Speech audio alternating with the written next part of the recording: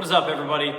Yesterday I asked you guys on the timeline for training questions for me to post on YouTube. And as promised, here we go. I am going to do these. I haven't looked at the questions, but I'm going to pick out a few of them here and do my best to answer them to their fullest. So running down, let's take a look at the first one, and it's perfect because it comes alongside my whole hybrid athlete arc. So the question from Jojo Beef, who is a common commenter that I've interacted with here on it for quite a while. What's a good way to start adding in conditioning and even cardio while still maintaining strength? You know, this kind of depends on one, your training advancement, and two, how strong you are and what your goals are. So one of the simplest things that I'll do for people, I love two tools when I'm going to add conditioning in. Very rarely do I take somebody who's just been starting to train and tell them to go start running. I find that will have a negative impact on training, but there's a couple different tools that you can add conditioning into your training sessions super easy. Number one is an assault bike or the Echo bike, okay? It's a way where you can add in 5, 10, 15, 20 minutes of either steady state or like an interval hit type training that is super low impact. So you could do it, say you're strength training 3 days a week with barbells, you could spend 5 to 15, 20 minutes right after you get done lifting on the assault bike, which would work your cardio and conditioning capacity through either steady state or hit with very minimal impact on your joints and body. Versus like if you were to go run or do hill sprints, there is going to be some stress on the body that could impact your recovery if you're very strength focused. Whereas the assault bike, you can get on there and it's gonna burn the crap out of your legs if you do if you do an interval type training on it, but you're not gonna be sore from it because there isn't any eccentric loading or any pounding of the joints, right? So that's number one. And the way that I program that is just throwing it in 1 to 2 days a week post lift. Okay, so I've got an assault bike here in the gym. A lot of my online clients either purchase one for their garage or home gym, or they are at a facility that has one, right? So that's number one, probably the quickest way to get some conditioning in without it impacting your training. The second is a prowler or a sled. It's the same thing, pushing and pulling a prowler with various levels of weight on it and various speeds for various time or length. Works really, really well also because, again, it's low impact. You're never gonna get sore from pushing a sled. Your legs will hurt, your lungs will be searing, your heart rate will get up, but you'll get sweaty, but you're never going to be sore from it. So again, it's one of those things where you can add 5, 10, 15, 20 minutes on the back end of a training session and reap a ton of benefits from it. Now, the other thing that I will do is maybe specifically have a GPP / conditioning day or two worked in. So if you're training 3 times a week, if we can look to add 1 to 2 conditioning GPP sessions in, we can do that. So a couple different ways that I program that is having either sled or assault bike work, and then do a quick type of circuit that gets the body temperature up and the cardio up. Okay, so a lot of upper back work or even arm work can fit in there, whether it's things like push-ups in a row, arm work where you're working fast through a superset, it raises up that heart rate while you're kind of working some other adaptations. And that's one way to do it too, having a GPP cardio focused day. So things like assault bikes, prowlers, low impact stuff also could be jump rope. Various types of light plyometrics works really well in those slots. If you're the type of person that wants to get more movement in throughout the week, you can absolutely do that. And then if you want to get more specific towards certain goals, it's like you could do running a couple different types of times per week, but I think that's kind of outside the scope of the question here. Now, here's a really good question also from Giannis. If a certain individual has reached, let's say, 85 to 90% of his strength potential, which approach is better health-wise? Trying to push further in strength training or to become better in some cardio activities? So that's a really good question. And I think getting to 85 to 90% of your strength potential is not all that difficult, nor is it really all that time intensive. We're talking 1 to 2 years of really dedicated strength training, and that's kind of where you're at. And then the rest of your training career is you maximizing that last 10%, okay? So what a lot of people do, and I think it's a lot of what my clients do and even myself, is you need to, if you want to get strong and you know the benefits of it from a performance standpoint in your life and everything you want to do, you need to spend that time focusing on getting strong. You need to dedicate the time to it. A ton of us, coaches, spent 2, 3, 4, 5 years getting as strong as we possibly can with everything else put by the wayside. But that sets the stage for any other activities that you want to do. So I got pretty darn strong for what my genetic potential allows me to do without getting fat and 300 pounds. And that has made me so much better at my endurance training that I'm doing now and my jiu-jitsu training that I'm doing now for sure. And it's allowed me, as I've leaned out, to hold on to a higher level of strength than I ever would have in the past. But I'm not saying that I really maxed my genetic potential out, but I think this is a very good case of like, hey, I probably reached 90% of where I could be without being, like I said, 300 pounds. So I think that everybody should have kind of a level of strength where the diminishing returns on like you going from a 560 deadlift to a 600 pound deadlift is going to take a ton of training resources that you don't really care about because you're actually just wanting to be strong for life and other activities. So that's a case where you do want to start adding in the cardio capacity, where you do want to start adding in and focusing more on the activities that you love to do. Okay, so like, I think there does come a point, and that's why things like the standards that we're talking about, hey, the standards 1.0, it's super attainable for a ton of people, and you see the benefits of being a stronger human from that.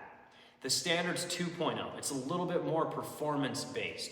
You're a little bit more specific from a strength trainee perspective to get to those numbers, but it's still helping you in your daily life and it's helping push the performance, right? But that is where you get to the point of like the diminishing returns. So a lot of people can hang around in that area and get everything that they need to out of strength training and look to make progress over time, but they don't have to push really hard.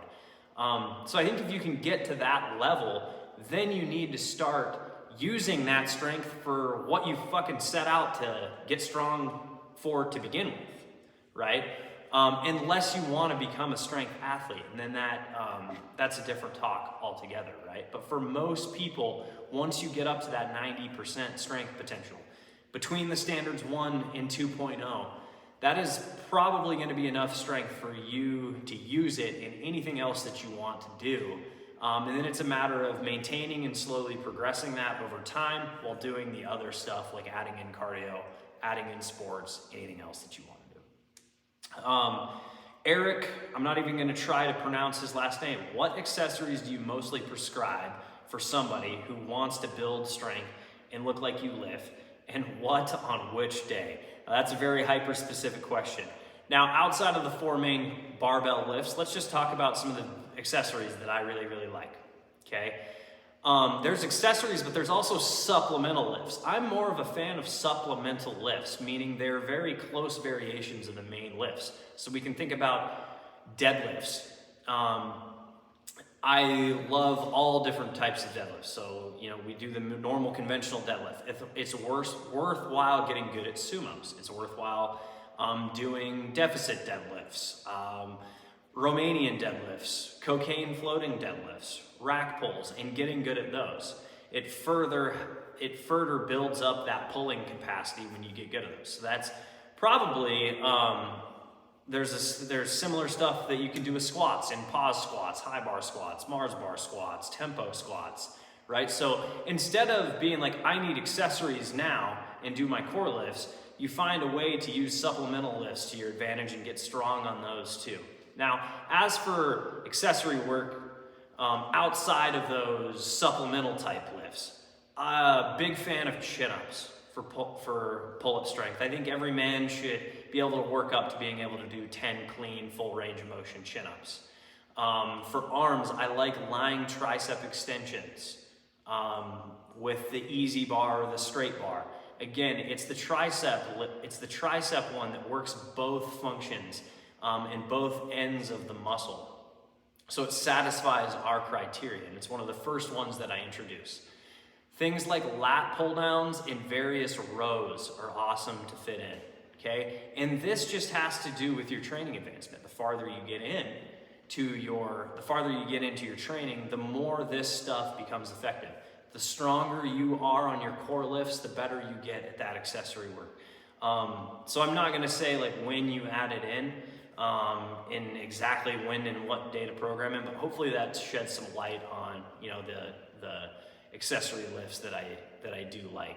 I guess I didn't address really the leg stuff. From leg training, again, it's variations of squats. At some point, I do think some single leg work is beneficial. I do think there's benefit to things to leg workouts that take the back out of the equation. So belt squats, hack squats, leg presses, those can all get added in as accessories at some point within your training plan once you've developed a base of strength, okay? Steve Link, question, is 5x5 for deadlifts ever recommended for lifters? Friends say it's a great rep set range. No! It's never a good rep scheme for deadlifts if you're serious about getting stronger. I think me and a few others have probably beat this horse plenty of times on the timeline. 5x5, it doesn't allow in order to get through it, it doesn't allow you to use enough weight to get stronger, but it is incredibly fatiguing. And one hard set of 5 or 5 to 10 hard reps per week for most lifters over time does a ton better. 5x5 is a great way to hate deadlifts and hate your life and quit training forever. How to modify training variables, intensity, volume, exercise selection while reducing calories to lose fat. You don't really need to. Honestly, your training when you're getting, the training when you're gaining and the training when you're in a deficit doesn't change. Your just expectations on the progression has to change. So volume, intensity, maybe you cut down volume and you really hammer down on maintaining as much intensity as possible. That way you don't lose strength while you're cutting. But the general structure of your training should not change really at all. You don't have to go high volume when you're looking to bulk, and you don't have to go low volume when you're looking to cut. You just need to maintain your strength as much as you can. So if anything, when you're cutting, you keep the intensity high, maybe lower the volume just a little bit. And that's the only thing I would do there. So last question here. After the NLP, is it better to do top sets and then back offs? So like 350 for 5, then 2 sets of 330 for 5, for example, adding the right amount of weight weekly when things get heavy, or work up to hitting 3 sets of 5 at a target weight, waiting to hit 350 for 3x5 to add weight in this example. There is a couple different ways to approach this, and you know what, man? I don't think it's an either or thing. I think it's more of a when should you use one or when should you use the other, okay? And the top set and the back off, I think, is perfect for the lifter whose form and recovery is in a good place, okay? So if I know that this individual is eating and recovering and I know that their form is good, then say your last training session was 345 for 5, but we're like, we're probably not gonna get 350 for 3x5. Then with that lifter, I would do the 350 for 5 followed by the back offs, because that allows us to increase the intensity over time. So that would be my first step there. Now, a lot of the people that I work with, there's going to be recovery issues and things of that nature where you have to move a little bit slower. And I am not at all afraid to just have somebody repeat weights. So you get to a point where this particular lifter is hitting 275 for 5x3, and it moved really slow and there was a little bit of form breakdown. Instead of just saying, hey, we gotta increase the intensity, I'll just say, let's do the same weight next time and make it move better. And if that one is still a little spotty, again, instead of reducing and resetting the weight, or instead of adding more, I'll have them repeat it a third time. And over the course of 3 weeks, they get 3 exposures to 275, but that progresses in form and bar speed and everything. And it allows them recovery and adaptation time, and then we'll move up to say 280 for 5. And then there might get to a point where that doesn't work, in which case I'll start adding the back offsets to them. So it's very case by case dependent, and honestly, it's a really great question. It is not either or. That is another one where it depends. And honestly, as long as form and recovery is in place, long-term strength gain wise, it probably doesn't matter either, okay? And actually, I saw one more question in spam. What types of cardio disrupt strength gains? How about these? A 2-hour walk 2 times a week, 2 40-minute boxing, shadow and bag, biking for an hour. Probably what'll impact the most would be, honestly, none of those. Like the walking 2 times a week, if that disrupts your strength gains, if 2 hours of walking 2 times a week disrupts your strength gains, your recovery is terrible or you're a pussy.